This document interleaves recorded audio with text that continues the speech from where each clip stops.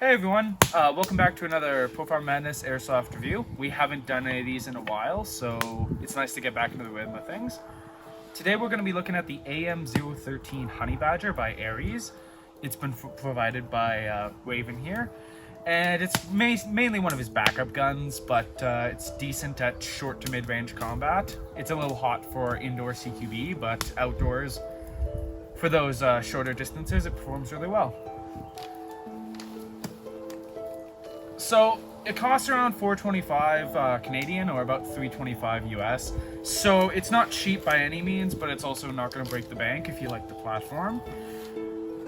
As far as mid-level options go, it's pretty decent, and with upgrades you could definitely have it performing quite well. So the AAC Honey Badger was developed as a close quarters PDW meant to replace the aging MP5 submachine gun by Heckler & Koch. It has a similar body to an M4 and similar controls such as a selector switch and mag release, and that was designed for ease of use by special operations forces to make them more effective in the field. It was named for the honey badger, which is a small mammal native to South Africa, also called the ratel, and it is widely known as one of the most fearless animals on the face of the earth. In other words, you could say that honey badger gives no shits. It was made popular primarily by the 2013 video game called Ghosts, although it never really saw much use from the military. It was briefly quite popular on the civilian market in the US before issues with the ATF led to the company momentarily pausing the production of them. It's chambered in 300 AAC Blackout, which is a subsonic intermediate cartridge primarily designed to fire out of weapons similar to the M4, although it packs a little more stopping power and it has improved performance out of short-barreled rifles like this. So, because this is an integrally suppressed platform and it is paired with those subsonic rounds, it's ideal for missions where discretion and stealth are of the utmost importance. So we're taking a closer look at the Honey Badger here. As you can see from the, well, it's on the other side, but the selector switch and charging handle are both from an M4. The hop-up is adjusted behind it. The build quality is okay. The M-lock up here is metal. Parts of the stock are metal, parts are plastic. The receiver is completely plastic, not my favorite. Mag release is nice and big, which is good. The suppressor is metal as well. 3 selector positions, semi, safe, auto, all that. Some Ares trademarks. Uses standard M4 mags, so it's easy enough to find those. The specs for the overall thing is the length is 630 to 735 millimeters long, which is about 25 to 29 inches. The inner barrel is 300 millimeters long, which is about a 12-inch barrel. The weight's around 2.4 kilos, or around 5 pounds. And we found it shoots around 380 FPS with .2s, but we'll chrono in the range segment. Speaking of, let's move on to the range. Okay, we're gonna range test this.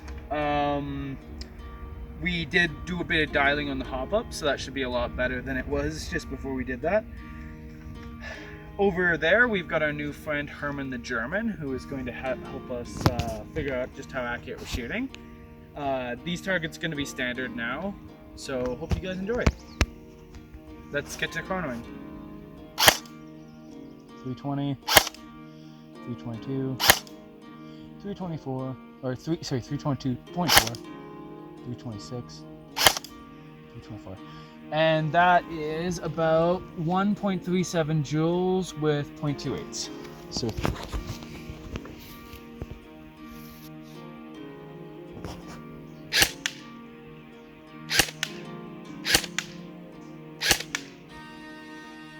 I think those will mostly fit.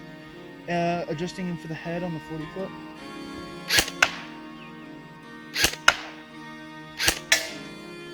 Oh, okay, so it's just hopping up. I needed to correct for that. Okay. Good to know. Moving to the 80-foot target. Oh, and the other one's 60, not not 40. Okay, aiming for the 80-foot.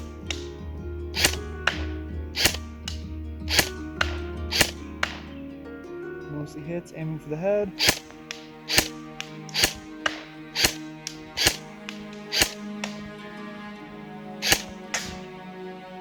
Okay, that was weird.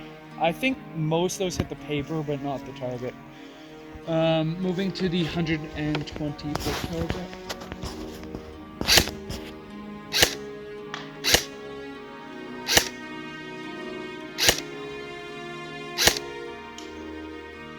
Okay, aiming for the head.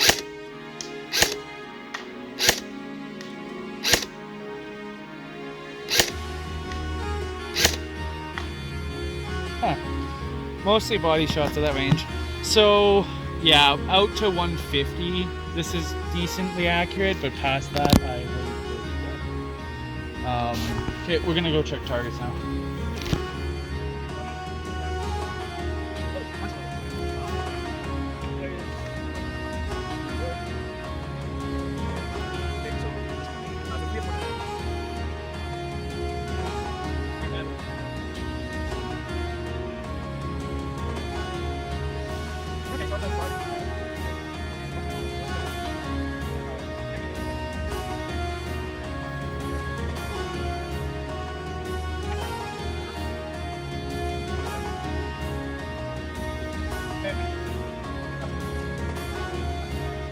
Okay, so almost all the shots in this one on target, pretty much. There. That's new. That one's going back on it. Yeah, not a lot of hits. I think we did hit a couple on those corners. There's some babies in there that I don't think were there earlier. So yeah, accuracy at 120 wasn't great, but I think a lot of that's just those iron sights I had on there. If you had like a scope or even just a decent reflex, properly tuned, I think you could easily hit this. Like much further past this, I'm not so sure, but 120 is easily doable with better sights. Full auto test, their sights have been taken off. This is kind of just for shits and giggles. First target.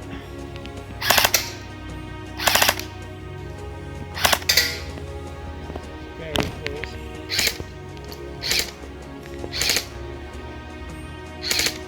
That one way high. Okay, last target.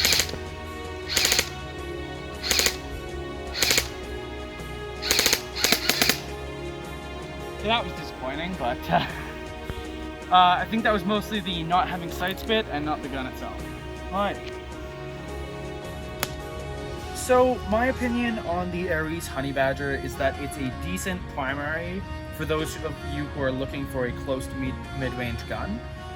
It performs acceptably within 150 feet, although it is nothing to write home about.